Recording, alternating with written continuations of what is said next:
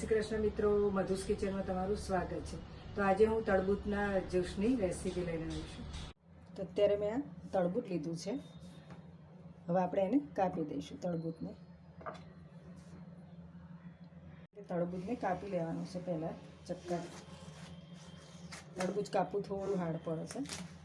આ રીતે આપણે એને કાપી લઈશું ટુકડામાં।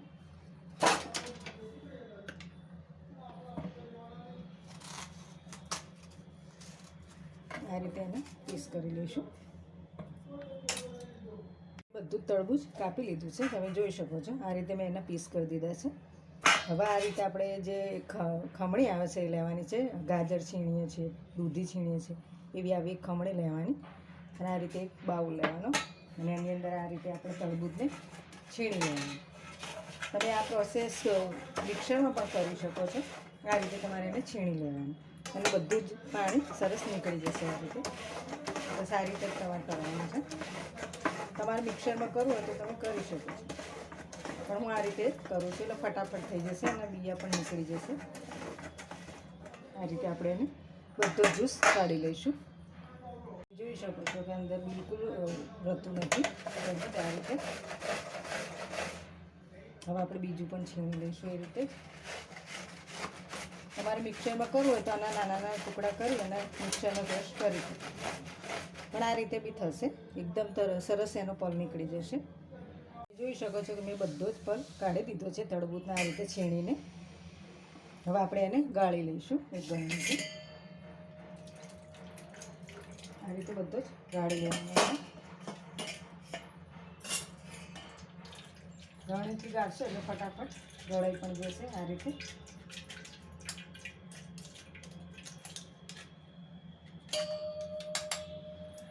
તમારે બધું જ ગાળી લેવાનું છે।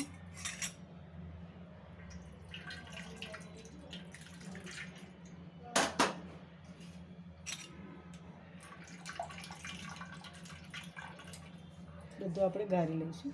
મેં પણ કાઢી લીધો છે તરબૂચને, તમે જોઈ શકો છો મેં એને ગાળી પણ લીધો છે। હવે આની અંદર આપણે ખાંડ એડ કરીશું।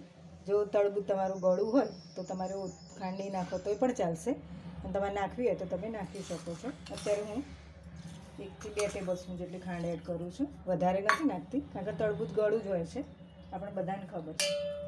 હવે એની અંદર આપણે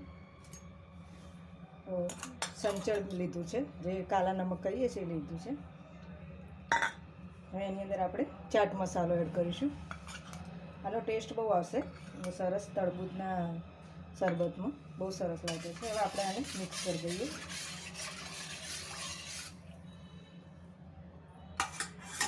હવે આપણે 2 ગ્લાસ લેવાના છે। હવે આની અંદર આપણે બરફ એડ કરીએ। આપણે બરફના ટુકડા એડ કરીશું અંદર, આઈસ ક્યુબ કે છે। હવે એની અંદર આપણે જે આ તરબૂચનો રસ બનાવ્યો છે, જ્યુસ, એ એડ કરી દઈશું। આ તરબૂચનો શરબત બહુ સરસ લાગે છે। આ જ્યુસ એકવાર ઘરે જરૂર બનાવજો।